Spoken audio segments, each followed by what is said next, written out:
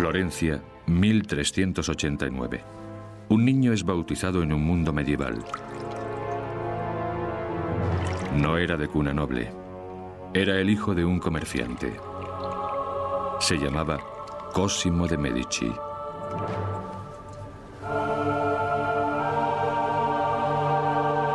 Partiendo de orígenes humildes, su familia buscaría poder e influencia. Y no pararía hasta asegurarse el mismísimo papado. El suyo era un mundo en el que el poder tenía un precio.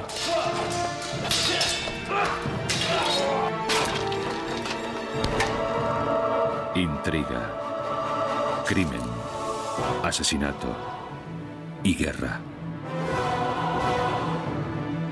Pero la ciudad de Florencia rebosaba también creatividad. Y para mayor gloria de la familia, los Medici protegerían y pagarían a los artistas y pensadores más importantes de su época.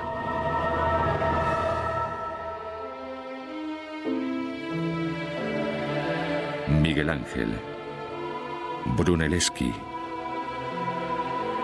Botticelli, Leonardo, Galileo. Una explosión de ideas que haría añicos el mundo medieval y resonaría a lo largo de los siglos en una única palabra: Rinascimento, resurgimiento, renacimiento. Tras él estuvieron los Medici, padrinos del Renacimiento. El nacimiento de una dinastía.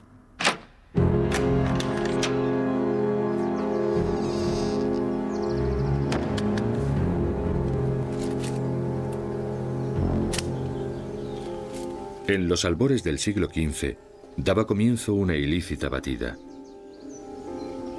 Unos hombres registraban Europa en busca de un tesoro. En algún lugar de los confines de la Santa Iglesia se hallaba su premio. No eran las reliquias incrustadas de joyas ni los iconos sagrados de la cristiandad medieval.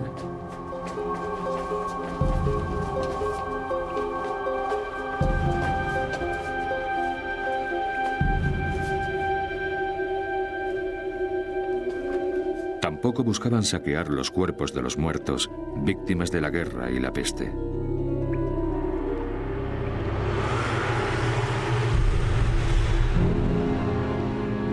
Oculto en las más oscuras criptas de la iglesia, se hallaba un premio mucho más antiguo y preciado, y a veces más peligroso.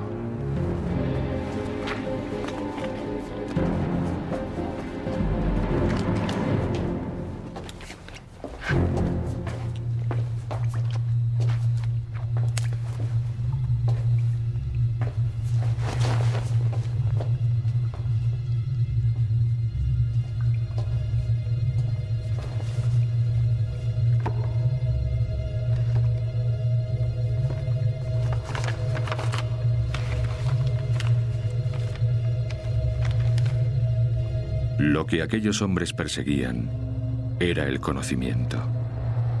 Cosimo de Medici y sus amigos buscaban los secretos perdidos del mundo antiguo.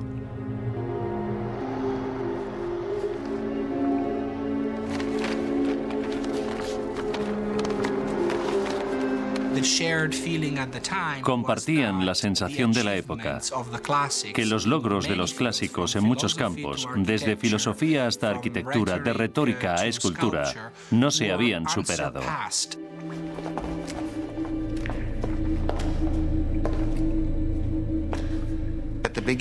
Al principio podía ser divertido sacar a la luz esculturas antiguas o interesante descubrir manuscritos perdidos en monasterios lejanos, sacarlos y leerlos. Tardaron mucho en darse cuenta de que representaba una forma de vida totalmente distinta. Se da un cierto entusiasmo por el pasado, pero también es peligroso.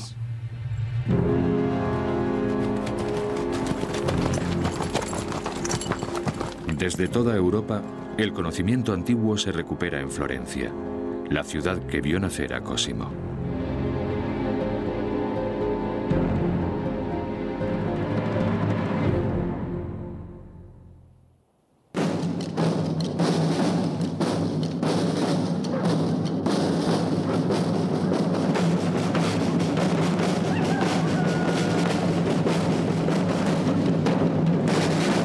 Florencia en el año 1400 era una ciudad que no se parecía a ninguna otra de Europa. Aquel importante centro de comercio en el corazón de la Toscana era una república en la que las familias poderosas se disputaban el control político. Florencia era el no va más. Como bien sabemos, cada época tiene un lugar. A finales del siglo XIX era París. A finales del siglo XX quizá fuera Nueva York. En los siglos XIV y XV era Florencia.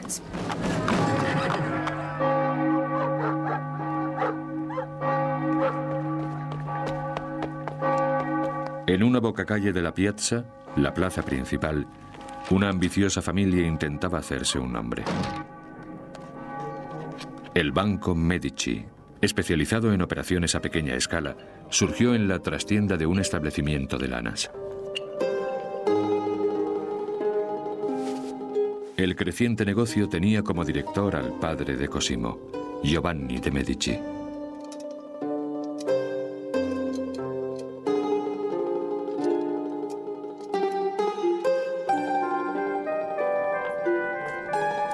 Giovanni se había abierto paso desde la pobreza rural mediante una combinación de arte para vender y prudencia económica.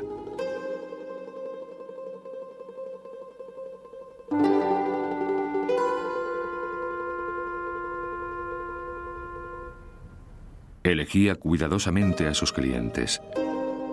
No valoraba solo los beneficios, sino también la lealtad.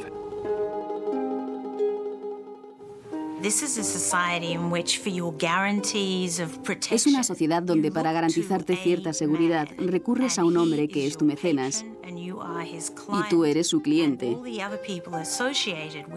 Las demás personas asociadas con él son tus amigos y de esta forma puedes conseguir casi de todo mediante esta red de amigos de amigos. Baltasar Cossa era un antiguo pirata que se había lanzado a una carrera alternativa en la Iglesia. Ahora tenía ambiciones de llegar al Vaticano, incluso de ser papa.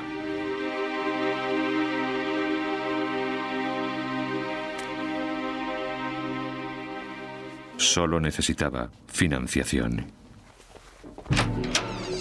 Giovanni sabía que la Iglesia era un caos. El propio papado estaba a disposición de cualquiera. Con el dinero suficiente, hasta Cossa tenía posibilidades de éxito. Giovanni decidió apoyar al insólito forastero. Los Medici prepararon un generoso préstamo. Era un enorme riesgo para su negocio local.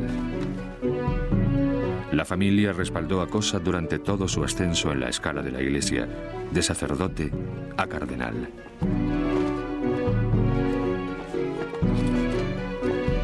Y la apuesta por el pirata dio al final sus frutos.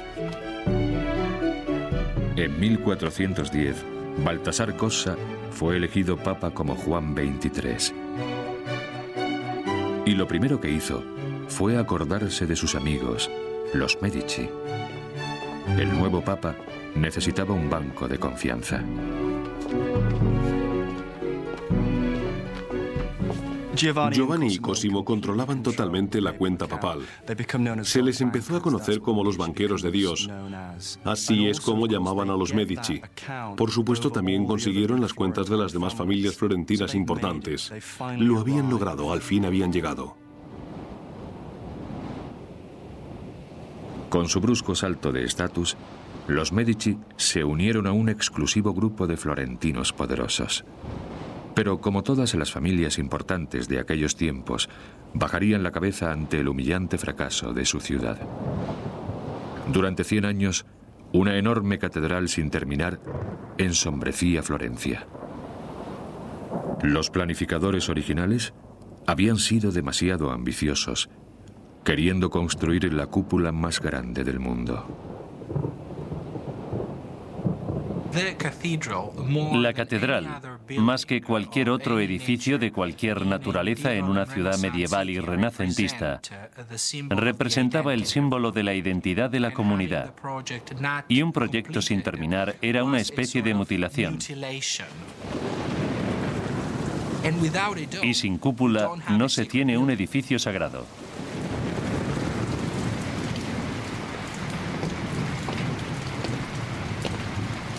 Todo el conocimiento en cuanto a construcción contemporánea se había agotado. Ahora la ciudad buscaba ideas frescas en una nueva generación.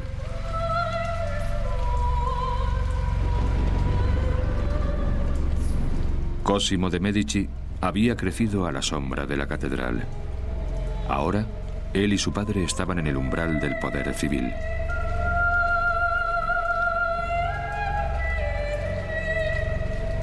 Quizá pudieran emplear sus habilidades como empresarios en el mayor problema de la época. Y de paso, conseguir gloria y poder para la familia Medici.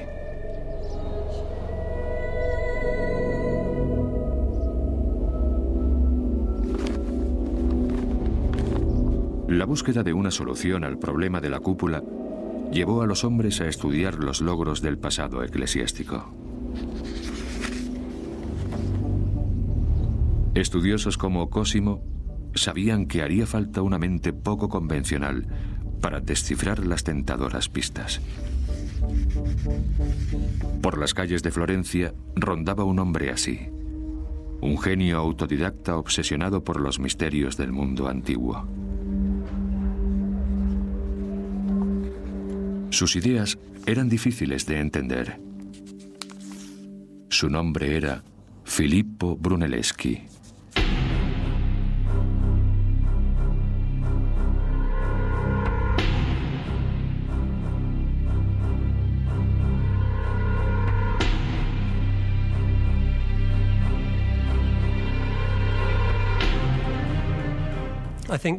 Creo que hoy en día la gente es reticente a utilizar la palabra genio, pero me parece muy adecuada en el caso de Brunelleschi. Sin embargo, como muchos genios, no era una persona a la que uno tuviera ganas de conocer.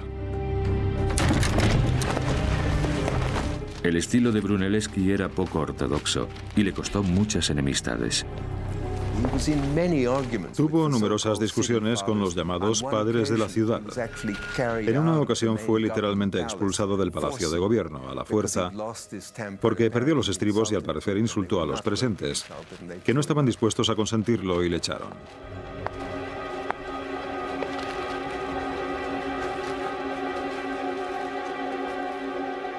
Pero a la familia que había patrocinado a un pirata para llegar a papa, no le amedrentaba el carácter de un arquitecto inconformista.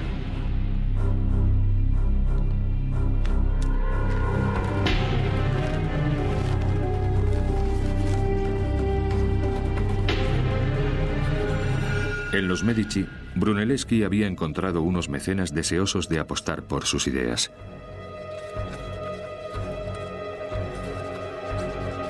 La visión de Brunelleschi resucitaría conceptos olvidados del pasado.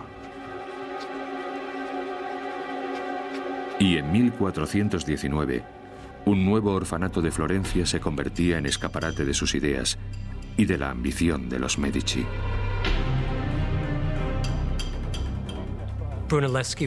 Brunelleschi utilizaba los preceptos clásicos de la arquitectura, algo que no se había hecho desde hacía unos 1000 años. Y los florentinos estaban tan asombrados que, según dicen, se concentraban en la obra para molestia de los operarios a ver cómo trabajaban, porque nunca habían visto a nadie construir con ese estilo.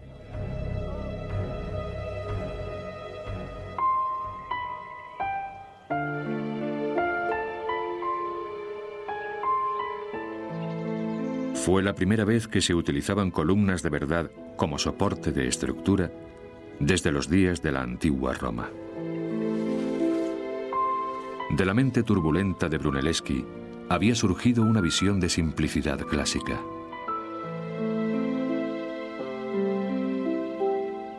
provocaría una revolución de la arquitectura en toda Europa.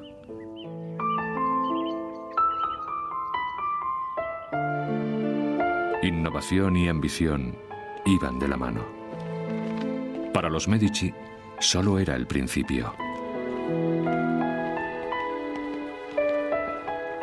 Brunelleschi era el arquitecto de la casa. Estaban muy unidos. Había una clara concordancia entre lo que Cosimo quería y lo que Brunelleschi podía darle, y se trataba básicamente de recrear una gran ciudad clásica del estilo de Roma.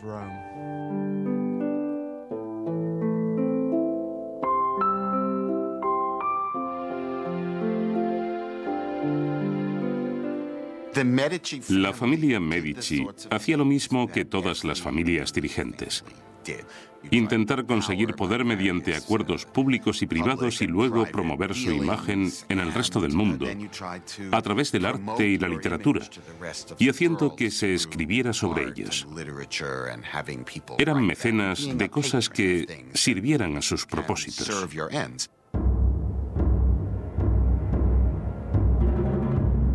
Con el respaldo de los Medici, Brunelleschi puso la vista en el problema de la cúpula, el mayor reto de Florencia.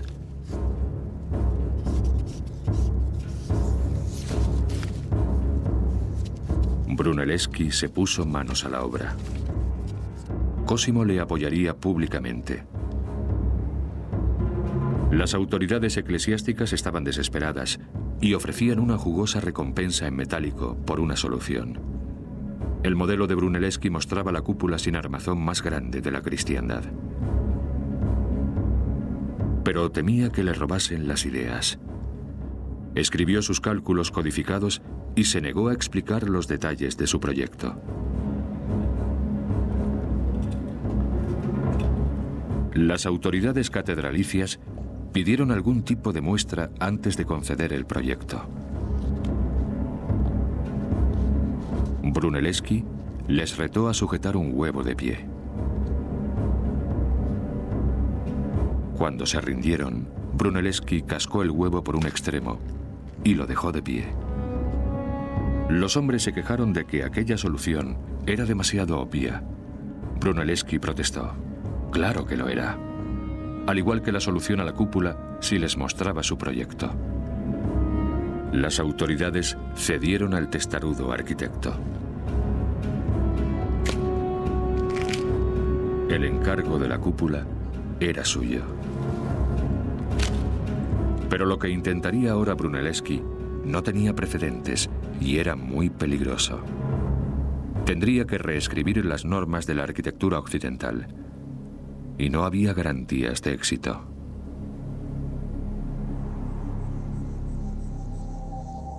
Para inspirarse, Brunelleschi acudió a la mayor civilización del mundo antiguo.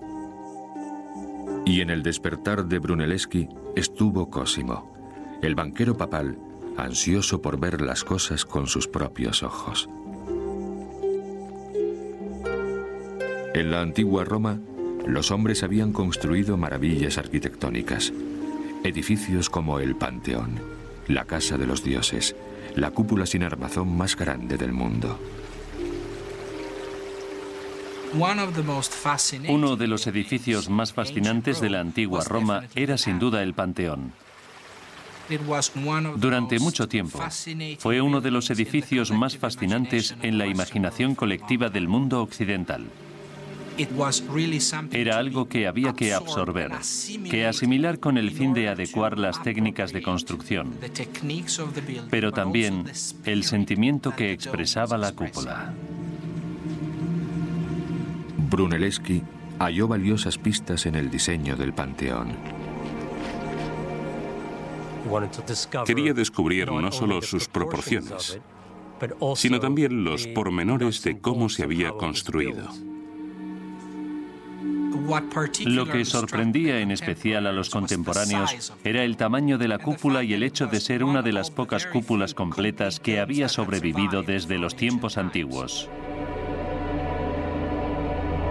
Los arquitectos de la antigua Roma habían apuntalado el Panteón con madera y vertido su cúpula de hormigón desde arriba.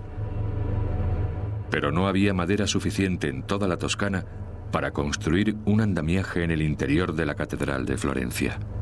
La cúpula de Brunelleschi tendría que sostenerse por sí misma durante el proceso de construcción. Hasta la receta del hormigón se había perdido desde la caída de Roma. Pero gracias a un estudio intensivo, el Panteón dio pistas a Brunelleschi. Le inspiró su inteligente piel doble, y Brunelleschi utilizó la idea del potente círculo del Panteón, colocando una cúpula interior dentro del tambor octogonal de la catedral. Unos anillos de piedra arenisca sujetarían la estructura como si fuera un barril. Era una idea ingeniosa y totalmente original. En la práctica, sin embargo, Brunelleschi entraba en territorio inexplorado. Cuando Cosimo volvió a Florencia, ya habían empezado a trabajar en la cúpula.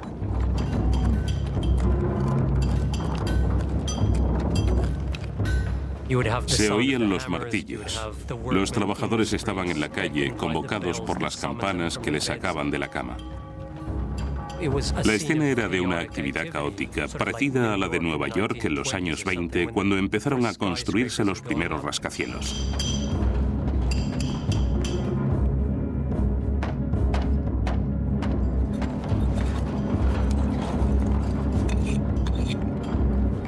Brunelleschi nunca había construido aplicando sus propias ideas.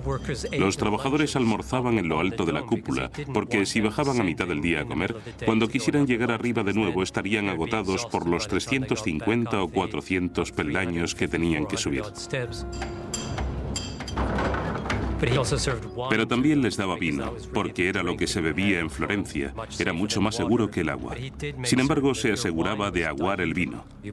Añadía una tercera parte de agua en la bebida que se daba a las embarazadas en la época. Pero cuando empezaba a levantarse la cúpula de Brunelleschi, la salud del padre de Cosimo empezó a fallar. Giovanni de Medici conocía los peligros que acechaban en las calles de Florencia. Aunque era rico, se había esforzado por mantener un aura de modestia.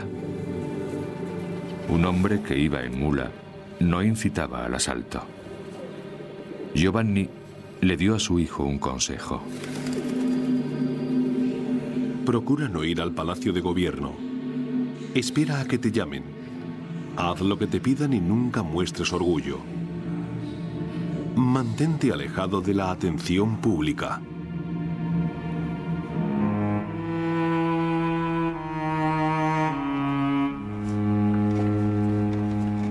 En 1429, Giovanni de Medici murió.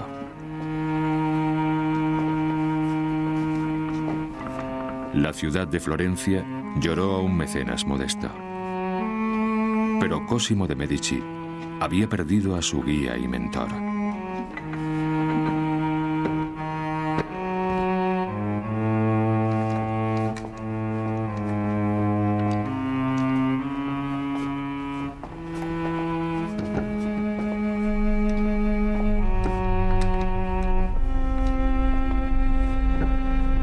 La costumbre local dictaba que el cadáver de Giovanni pasase a través de la pared de su casa.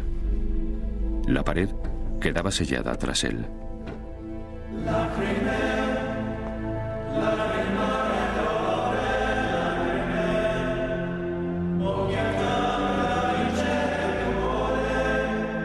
Giovanni fue enterrado en la iglesia de San Lorenzo, reconstruida por Brunelleschi siguiendo líneas clásicas.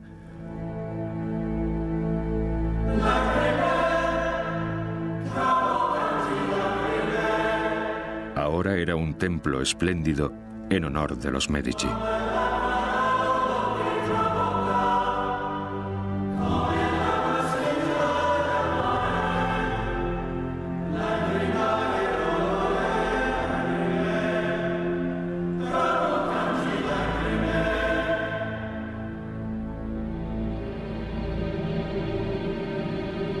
La muerte de Giovanni ensombreció el futuro de la familia. Cosimo tendría que asumir el papel de su padre. Pero, ¿cómo continuar con el legado de su padre sin estar en el candelero. Los rivales de Cosimo, la familia Albizzi, habían gobernado Florencia durante generaciones. Desconfiaban de cualquier desafío a su poder.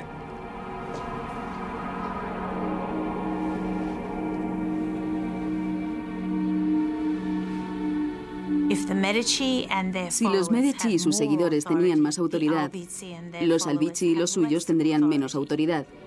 Ambos grupos no podían ganar. Uno tenía que irse. Una lucha entre familias rivales no solo pondría en peligro el futuro de la dinastía Medici. Además, amenazaría con arrastrar a Florencia de vuelta al mundo de la Edad Media.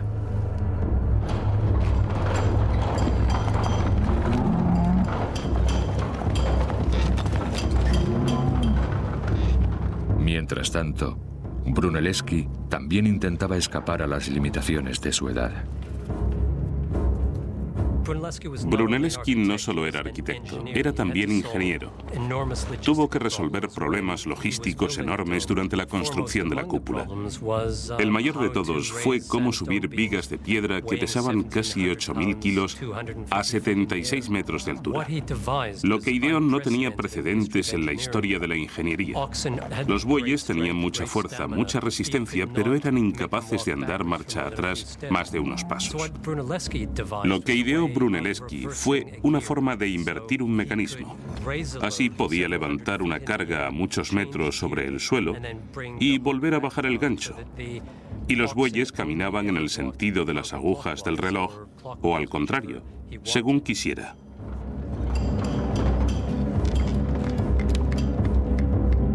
Pero nadie garantizaba que el intrincado diseño de Brunelleschi funcionase. La ciudad de Florencia estaba nerviosa. Y nadie más que Cosimo, cuyo mecenazgo de Brunelleschi era bien conocido. Nada complacería más a los enemigos de Cosimo que ver fracasar a Brunelleschi.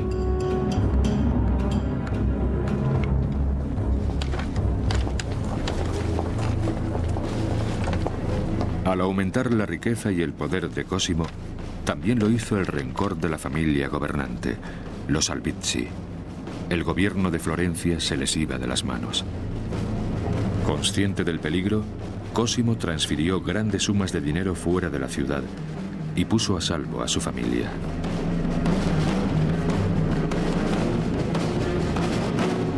Florencia siempre se construyó alrededor de familias extensas y poderosas que gobernaban la ciudad. Para los Albizzi, que los Medici se pusieran por delante de ellos en ese sentido, suponía un golpe tremendo. Por tanto, estamos en un momento crucial donde las luchas internas se ponen muy feas. En momentos de lucha política intensa, como ocurría en Florencia entre 1420 y 1430, todo estaba permitido. Sobornabas, matabas, intimidabas, para ganar amigos y personas con influencias. El 7 de septiembre de 1433, Cosimo fue llamado al Palacio de Gobierno.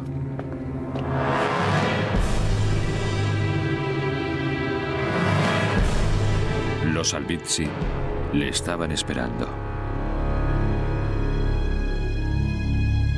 Habían tramado un complot para deshacerse de los advenedizos Medici. Cuando llegué al palacio, encontré a la mitad de mis compañeros ya en plena discusión. Pasado un rato, recibí la orden por la autoridad de la señoría de subir escaleras arriba.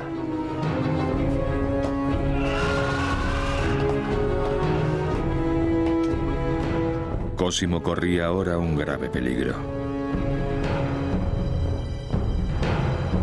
Hasta el consigliere de la familia había sido torturado para obtener de él pruebas contra los Medici.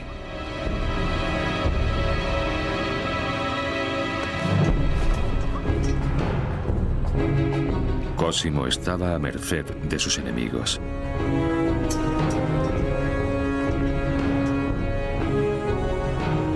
Fui conducido por el capitán de la guardia a la celda conocida como la barbería.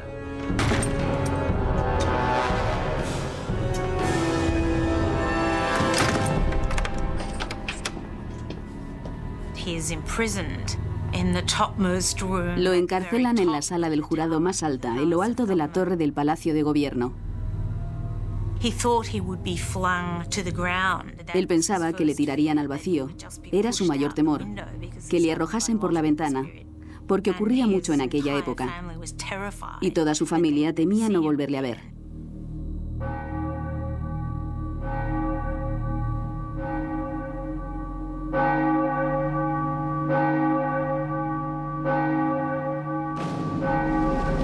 Pero en una república, ni siquiera los Albizzi podían decidir el destino de un ciudadano de Florencia.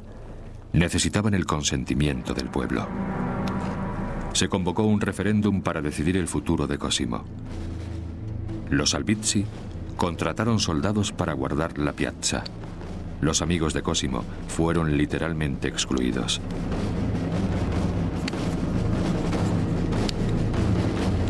Cosimo fue acusado de traición contra la ciudad y su gente.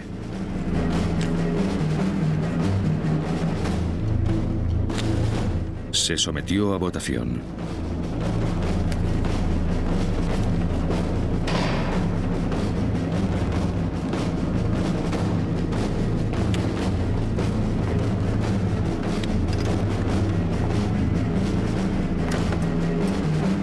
Cosimo de Medici fue declarado culpable. Ahora se enfrentaba a la ejecución.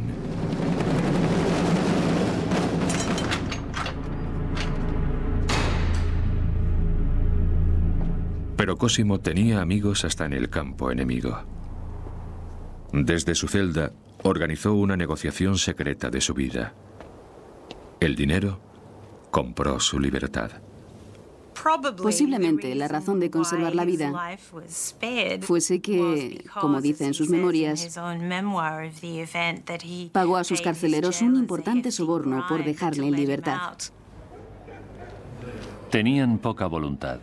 Podrían haber pedido 10.000 o más por mi seguridad.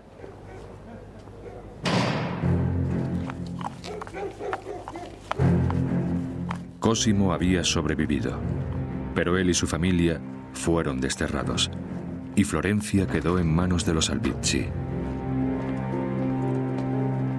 Ningún amigo de Cosimo estaba a salvo. El propio Brunelleschi fue encarcelado, y el trabajo de la cúpula quedó abandonado. Pero la vida de Florencia sin Cosimo no sería fácil. El Banco Medici había financiado la mayor parte de la actividad comercial de la ciudad. La economía florentina no tardó en sufrir un parón. Los que apoyaban a Cosimo le suplicaron que volviese y retomase la ciudad a la fuerza, pero Cosimo recordó el consejo de su padre. Espera a que te llamen. Cosimo esperó. Sabía que sin dinero, los habitantes de Florencia se cansarían pronto de los Albizzi. Estaba en lo cierto. En un año, los Albizzi habían perdido el control de la ciudad y se pusieron en contra de la gente. Atacaron el Palacio de Gobierno, pero el capitán de la guardia de la ciudad, leal amigo de los Medici, les detuvo.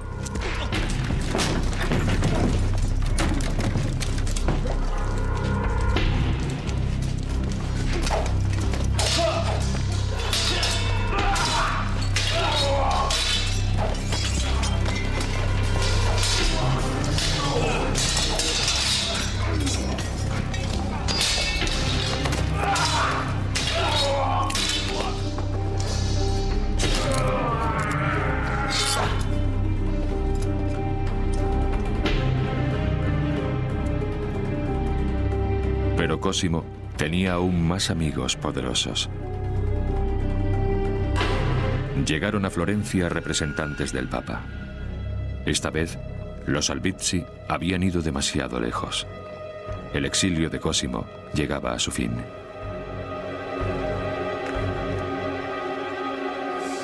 Al caer el sol, nos ofrecieron volver y partimos con muchos seguidores. La gente abarrotaba la piazza y en el palacio había muchos hombres armados como medida de seguridad. Cuando a Cosimo le ofrecieron el control de la ciudad de Florencia, aceptó modestamente.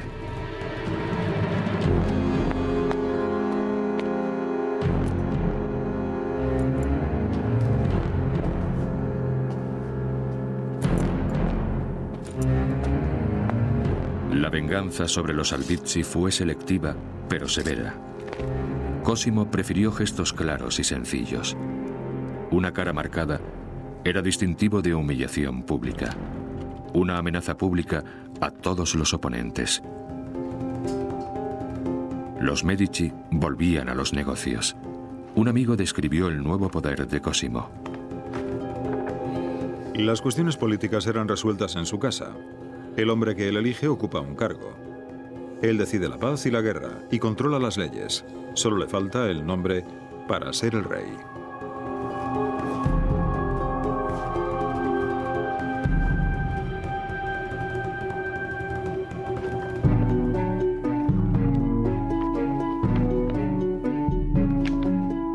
El dinero volvió a inundar Florencia. Brunelleschi llevó de nuevo a sus obreros a la cúpula.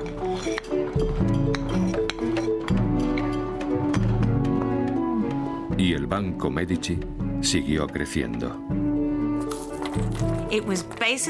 Fue básicamente con Cosimo cuando el banco se expandió partiendo de su sólida y potente base.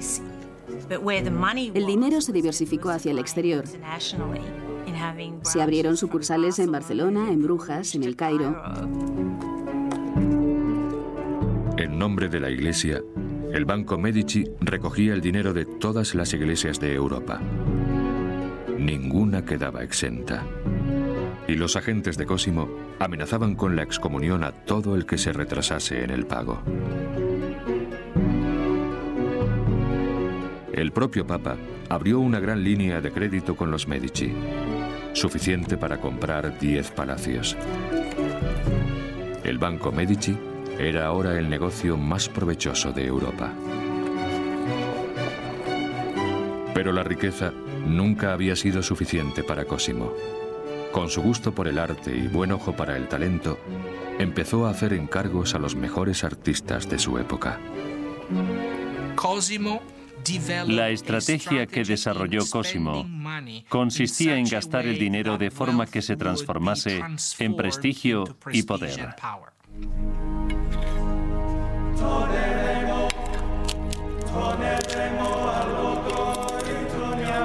Cosimo de Medici se convirtió en el mecenas más solicitado de Florencia. Cosimo gastó 600.000 florines de oro en mecenazgo, lo que supone 6 veces los ingresos totales del Estado en un año. El mecenazgo es magnífico para la producción de arte, pero totalmente irracional desde un punto de vista económico. El mecenazgo es una estrategia política.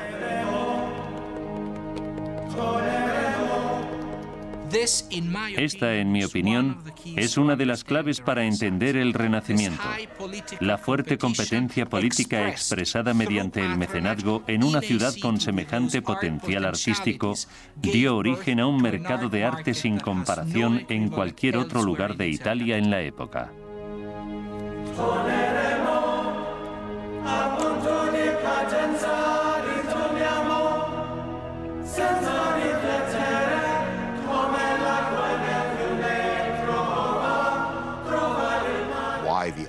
¿Por qué el artista necesita al mecenas? Es muy sencillo. En el Renacimiento no hay mercados de arte públicos como los que tenemos hoy. Uno no hacía arte, lo ponía en un escaparate y esperaba a que alguien lo comprase. Solo se hacía arte cuando alguien lo encargaba y pagaba por él más o menos por adelantado. Pero a veces, como descubrió Cosimo, el pago por sí solo no aseguraba resultados. Tuvo problemas en concreto con el monje díscolo y artista Filippo Lippi. A Lippi le metieron en el monasterio porque era huérfano, no porque él quisiera ingresar. Y la verdad es que no se adaptaba a aquel estilo de vida. Siempre se estaba escapando y corriendo tras las mujeres. Si hay algo que Cosimo entendía, era que la gente trabajaba mejor cuando está contenta. Si en vez de gritarles, ser imperioso y exigente o hacerles cumplir hasta la última letra de un contrato, les tratas como seres humanos con otras necesidades y otra vida, casi seguro que obtengas un trabajo mejor y más fiable. A Cosimo no le importaba lo que cada uno hiciera en su tiempo libre, si aparecía a trabajar y cumplía con lo que le habían encargado.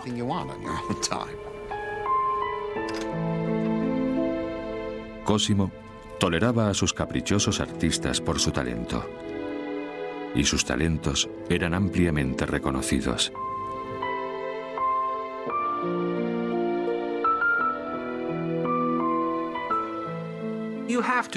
En esa época es difícil ser artista porque estás sometido a mucha presión. El 70% de los artistas del Renacimiento de aquella época realizaban su actividad en Florencia. Aunque hay muchos mecenas y mucho dinero disponible, no todos los proyectos concedían el mismo tipo de dignidad y visibilidad al artista, que tiene que autopromocionarse y conseguir cierto nivel de credibilidad y de fama para poder recibir los encargos de los mejores proyectos. El hombre que trabajaba en el mejor proyecto de Florencia era Filippo Brunelleschi, y seguía rompiendo los límites de la convención y el entendimiento. Veía el mundo como ningún otro hombre lo había hecho. En 1434, Brunelleschi desveló una nueva técnica que cambió radicalmente el arte occidental. Inventó la perspectiva.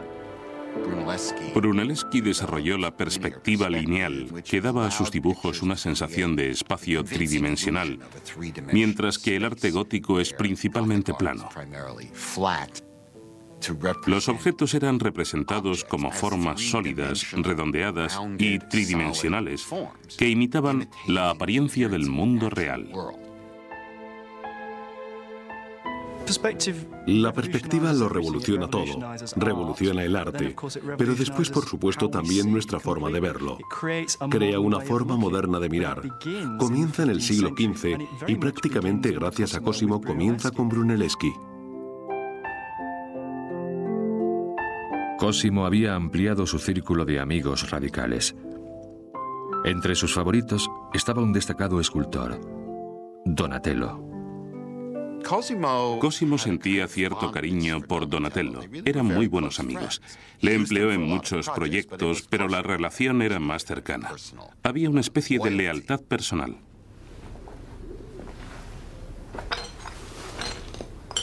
Pero el talento de Donatello tenía un precio: su carácter violento.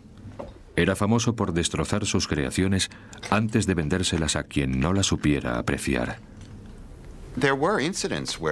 En ocasiones, Donatello sufría desaires de otras personas o recibía comentarios sarcásticos. Y Cosimo se desvivía por demostrar que seguía siendo amigo de Donatello y que no le importaban esas cuestiones personales nimias, sino que era un individuo honrado, íntegro y con talento que merecía ser tratado con el máximo respeto. Cosimo era uno de los pocos amigos en quien confiaba Donatello y le había encargado una obra de arte realmente radical.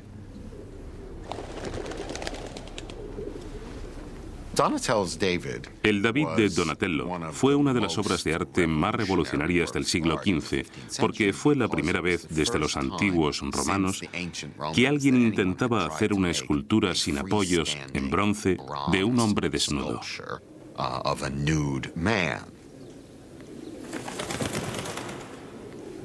El yelmo que hay en el suelo que pisa David, con la cabeza de Goliat dentro,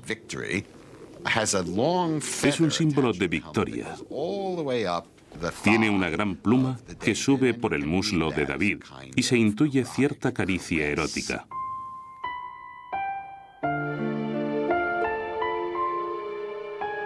Un arte tan sensual no fue visto con buenos ojos por muchos florentinos. El David de Donatello está en el límite, porque Florencia, más que ninguna otra ciudad del Renacimiento, estaba ligada a la sodomía y a la homosexualidad. Y el tribunal florentino había juzgado a 14.000 personas en el siglo XV por haber cometido el delito de sodomía. Y por ello, jugaba con algo muy peligroso. Pero estaba dispuesto a arriesgarse más que algunos de sus contemporáneos. Cosimo ofrece un espacio a artistas y escritores para desarrollar ideas nuevas que escapen a la ortodoxia de la Iglesia Católica. El arte está en todas partes. El arte y la escultura y la arquitectura van ampliando los límites de lo que es posible hacer. Nadie en Florencia se arriesgaba más que Brunelleschi. Su espléndida cúpula se elevaba aún más. Con cada nuevo ladrillo, el ángulo de la catedral aumentaba. Era una fase crítica del diseño de Brunelleschi. Uno de los mayores problemas a que se enfrentó Brunelleschi cuando construía la cúpula, y en especial cuando llegó a lo más alto, fue cómo evitar que los ladrillos se cayeran hacia adentro. Lo que hizo Brunelleschi fue insertar tiras del ladrillado vertical para sujetar las filas horizontales a estas verticales, que estaban unidas a otras 5 o 6 filas más abajo y en las que la argamasa se había secado.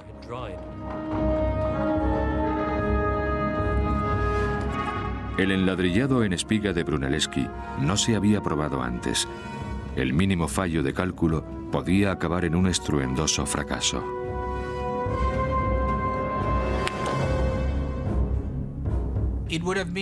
Habría sido un desastre, pero yo diría que no tanto como el de no terminar el proyecto arquitectónico, sino un desastre al fracasar en la construcción del símbolo más grandioso del orgullo florentino de todos los tiempos.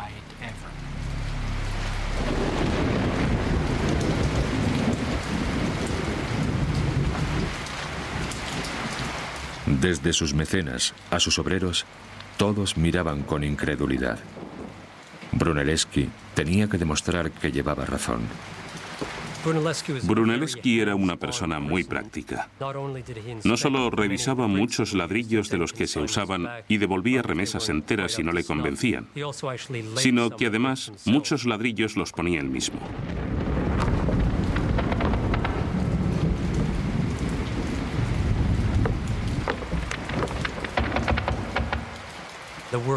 Los obreros no estaban nada seguros de que fuera una posición viable el ponerlos en una bóveda interior curva. Así que él mismo subió y predicó con el ejemplo.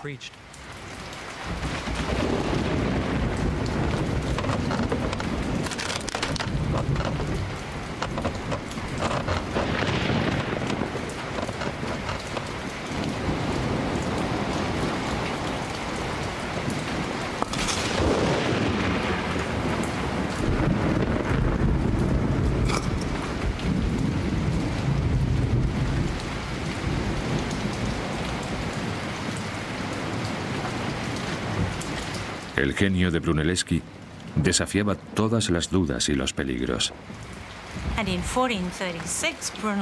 Y en 1436, Brunelleschi, que en ningún momento perdió la fe en que podía construir aquella cúpula sin ayudarse de un andamio u otro soporte visible, hizo realidad, como escribe en un poemilla, el milagro.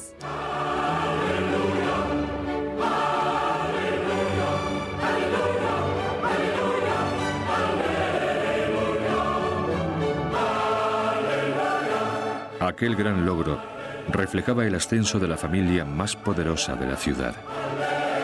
Y ahora dominaba majestuosamente la ciudad de Florencia, la mayor proeza arquitectónica del mundo occidental.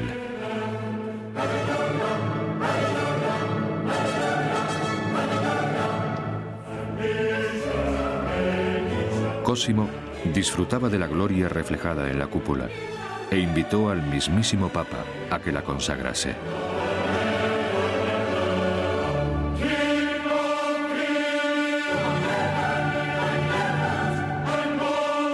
Si Cosimo hubiera mirado hacia el futuro, habría visto la historia del Renacimiento desplegada en el techo de la propia cúpula.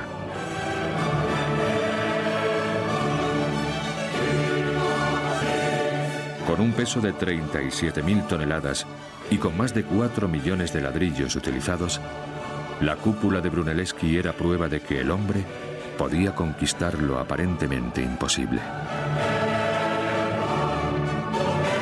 Un amigo de Cosimo escribió sobre su impacto. Toca el cielo y proyecta una sombra sobre toda la Toscana.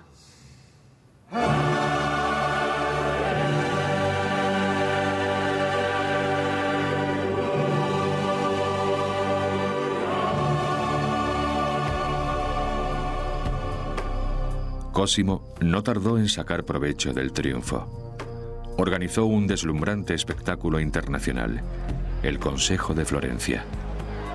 Sería una exhibición mundial de la espléndida nueva cúpula y una celebración del arte y la cultura florentinos que habían florecido gracias a Cosimo de Medici.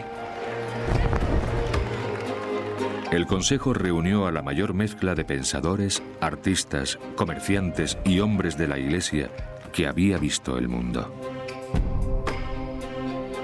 Pronto se difundió la noticia del nacimiento de una nueva Roma, a orillas del río Arno. En las calles y las plazas, culturas orientales y occidentales se daban la mano. Y financiándolo todo estaba Cosimo de Medici. Lo más interesante que hace es pagar todos los gastos de viaje de toda la gente de lugares exóticos como India y Etiopía.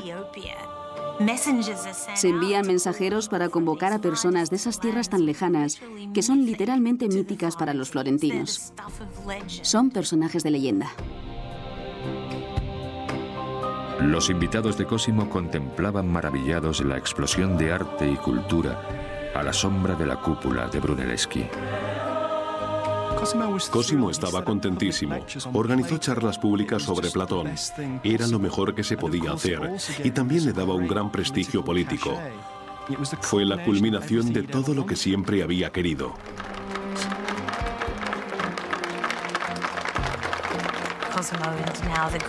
Cosimo se convierte en el gran intercesor por el pueblo florentino. Sin duda es su mecenas, su padrino en todos los sentidos.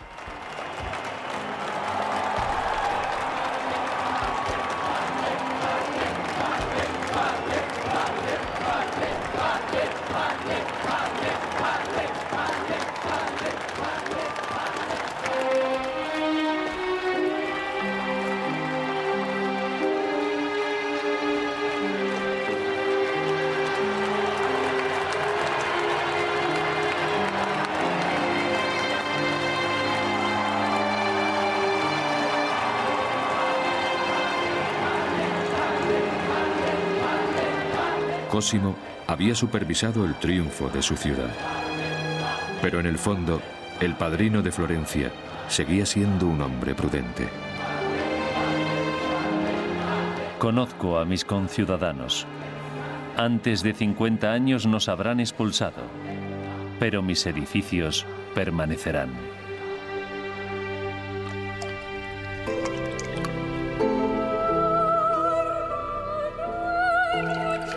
En sus últimos años, bautizó y enterró a un hijo y a un nieto.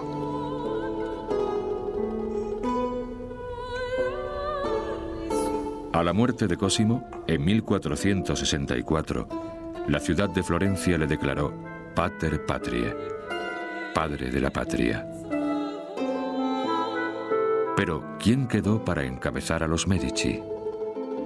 ¿Quién rellenaría el hueco dejado por el padrino del Renacimiento?